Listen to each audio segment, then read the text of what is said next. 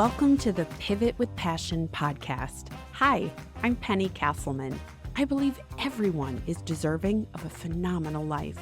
And that life starts when you grab a red marker and claim what you truly desire. Regardless of where you came from, where you're at, or where you think you're headed, life is what you make of it. And when you learn to pivot with passion, your world explodes with opportunities. Go grab your favorite beverage and let's shake things up as we explore how to pivot with passion. Hello, my friend. I am so excited to be back with you today.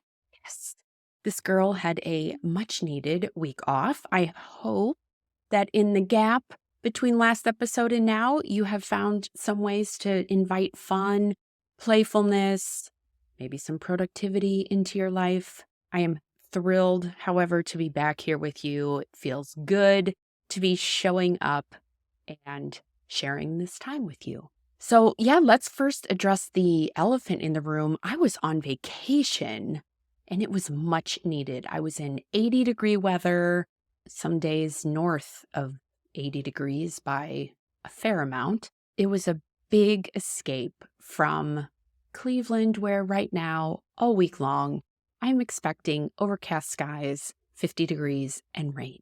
So, yes, my brain is still wishful thinking of all the memories I made while I was in San Juan, Puerto Rico. Yes, that is where I went on vacation. I had never been before. It was a beautiful getaway. Although I got a lot of sun, I had enough sunscreen on that you probably can't even tell I was anywhere that required sunscreen, which is a good thing for me because I am Casper the Ghost. Okay, so anyway, let's dive in. Today I want to talk about 1 degree. You may have heard or are familiar with this. Well, it's a fact. It's not a concept, but a true fact that water at 211 degrees is just hot. You might see a few little air bubbles starting to form, but it's only when it hits 212 degrees does it boil and create steam. 1 degree difference, that's it for water. That's when transformation happens, is in that 1 degree. And so it really got me thinking, how often do we overcomplicate things and find ourselves simmering in a pot of 211 degree water where it's hot, nothing is happening, we can see where we want to go, but it seems to be taking forever, and we are sitting in the proverbial pot of 211 degree water. And what happens when we do that? We start settling for fine. Nope, it's fine that it's a little warm. It's fine that I'm frustrated. It's fine that I'm not getting to the next level, to the next thing, to the next goal. But is it? Because as I just shared, there's only 1 degree difference between 211 degree simmering water and 212 degree boiling water. So what would happen if we stop over complicating things and settling for that simmering water and instead took that first step, no matter how small? 1 degree small can change the trajectory of where you're at, create massive transformation. I know, right? It seems so simple, but I love the parallel to life, right? How often are we simply 1 degree away from a phenomenal life? Just 1 degree. Now you may say, Penny, I don't know if I'm 1 degree away. All I know is I'm frustrated, I'm stuck, I'm burnt out, I'm overwhelmed, all the things. My friend, are you just sitting in a pot of 211 degree water? And just 1 small step, 1 small choice can result in massive transformation in your life and push you 1 step closer to phenomenal.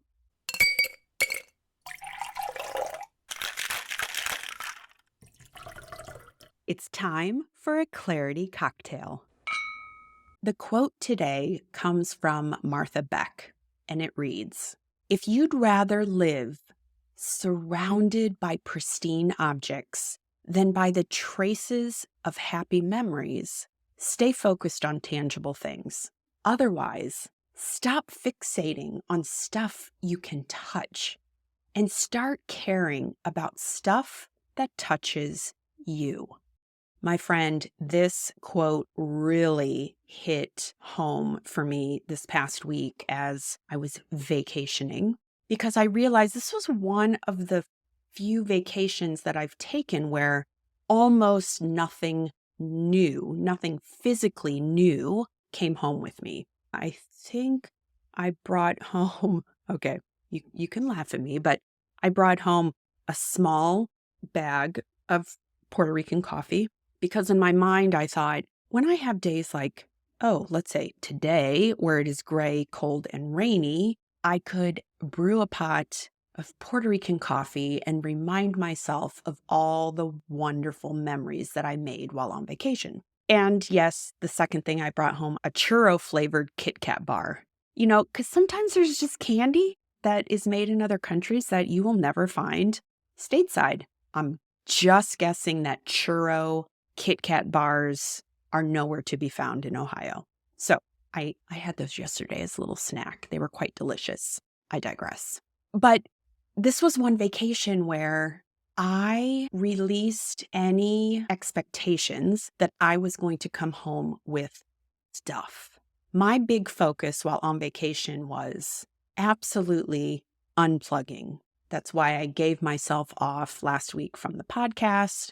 It is also why I pretty much, if I looked at email on my phone while on vacation, it was to delete messages. It was not to respond to messages. But I was really focused on making memories because if my house burned down tomorrow, all of the physical, tangible things in my life would be gone. But what wouldn't be gone are the memories that I made while on vacation. And nobody can take those away from me. And because San Juan, Puerto Rico was somewhere I had never been before, I wanted to just soak it all up, take it all in. And the beautiful thing about vacations or going somewhere new, trying something different, is that it also gives you new perspectives. I took a tour climbing up a waterfall called El Jipe on the edge of the rainforest in Puerto Rico. And the group I was with, we opted to jump in to the base of the waterfall at the end of our tour, not at the beginning. So we hiked up over boulders and stunning vistas. And when we came down, it was time to enjoy the cool water at the bottom. There was a 15-foot rock that several people were jumping off of. And I knew myself well enough that that was not going to be happening for me. There's just a pinch too much danger in that. But I did choose to jump into the water beneath from a 1-foot boulder right at the edge. And I will tell you, my friend, I stood on that boulder for about 2 minutes, talking myself into, you can do it. You can do it. You can jump it. It's fresh water. It's going to be a little cold, but this is an experience you've never had before. You've never been here.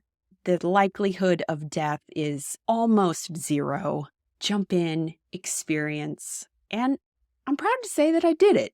And it took me time to acclimate myself to the idea of what was going to happen. But I did it.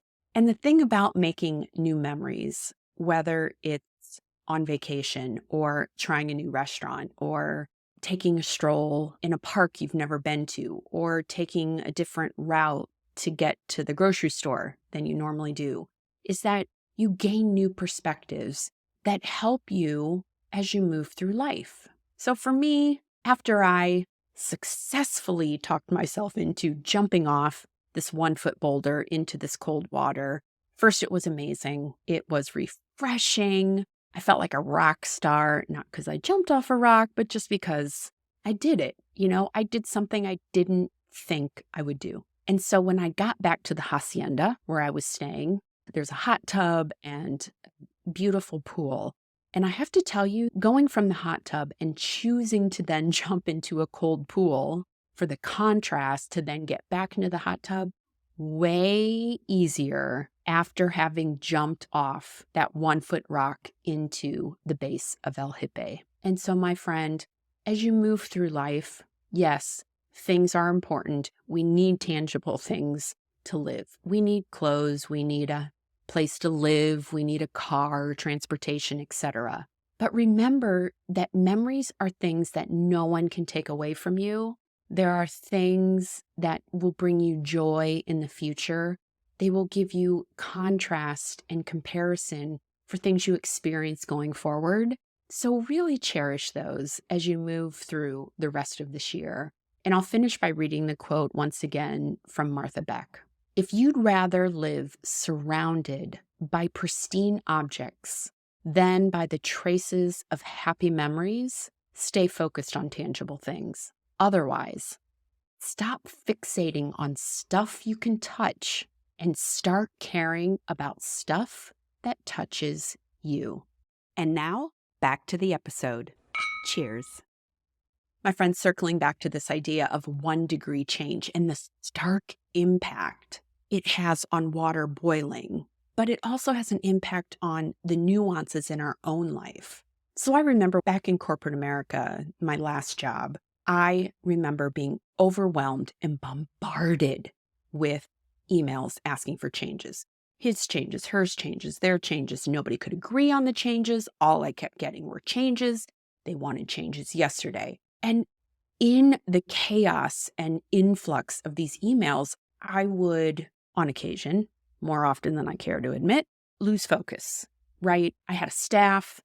I had all these emails coming in, had to figure out how to prioritize. And at times that was nearly impossible because I was so close to it. It was like I was sitting in that 211 degrees of water. I was saying it was fine.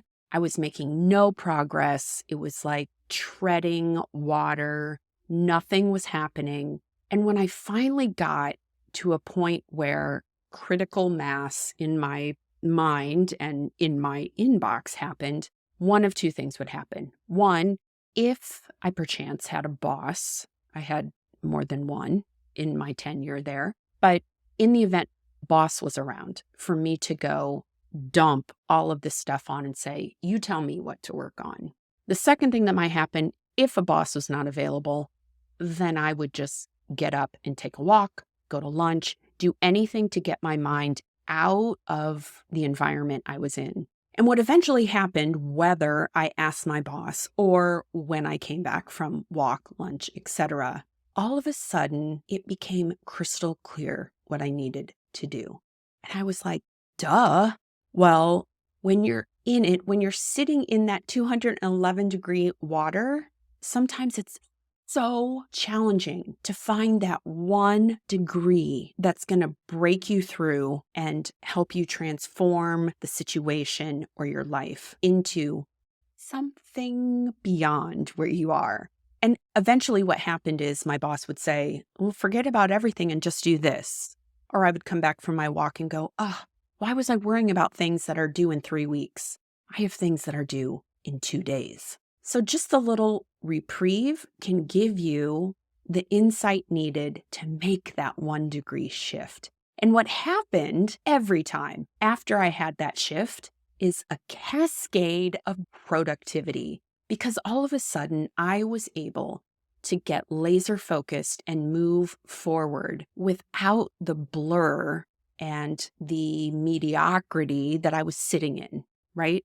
I was able to see the one thing I needed to do to break free of that pot of water. So my challenge to you this week is, where are you overcomplicating things? Where are you feeling overwhelmed in your life? Where would 1 degree difference, 1 step, 1 choice, 1 action Where would that lead to transformation and get you out of that 211-degree simmering pot and jumping out ready to go and be productive? Now you may say, Penny, oh, that sounds so good, but I don't have the time. I don't have the money. It's the same excuses. We all come up with the same excuses over and over again. And so my pushback will be, is it true?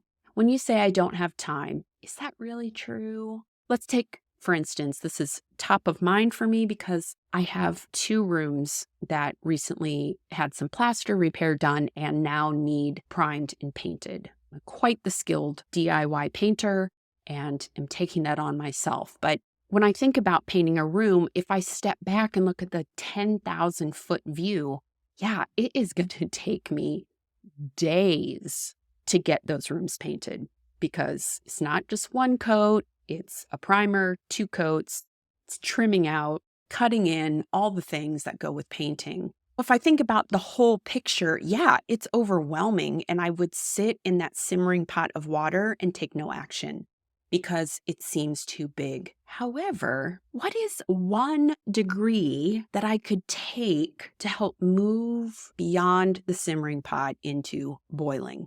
Well, I haven't picked a color yet. So picking a color would take me, okay, I was going to say 5 minutes. Let's just say 15 minutes to pick a color. I'm pretty quick and decisive when it comes to these things with paint. But if I do nothing else today, that gets me moving beyond simmering in a pot of fine. I'll get to it sometime. So many things in our life don't require 5 days, 3 days, 5 hours of effort. Sometimes to move things forward, it takes just that little step to move into a mode of transportation and into a mode of transformation, and maybe transportation if you're need to drive somewhere, and productivity, right? So where are you overcomplicating things? Where could 1 degree change in what you're doing, how you're approaching things, make a difference? Because a phenomenal life, my friend, is not one where you're stewing in 211-degree water saying it's fine. What are those 1 degree choices that can lead you to massive transformation and get you moving from a fine life into a phenomenal one? So my final thought for you today is know that you are worth the effort to push yourself out of that 211-degree pot of fine. I want you to feel empowered to take that 1 degree step, that 1 degree choice, because that one small action that you choose to make today, tomorrow, this week will move your life 1 degree closer to transformational and phenomenal. My friend, I cannot wait to hear what your 1 degree thing was this week. Hit me up on Instagram, shoot me an email. As always, I'd love to hear from you. Thanks for being patient while I went on vacation last week. I'm so happy to be back. Go forth, make memories, and choose that 1 degree. Friend, thanks for listening to this episode of Pivot with Passion. If you've been feeling stuck, exhausted, or frustrated, this is your permission slip to go grab a red marker and claim the life you desire and deserve. If you enjoyed this episode, share it with a friend, and then hop over to rate and review the show on Apple Podcasts. Because my goal is to put a red marker in everyone's hand, and I need your help to spread the word and make that happen. Until the next episode, go grab a red marker, get excited for your future, and make your first move to pivot with passion.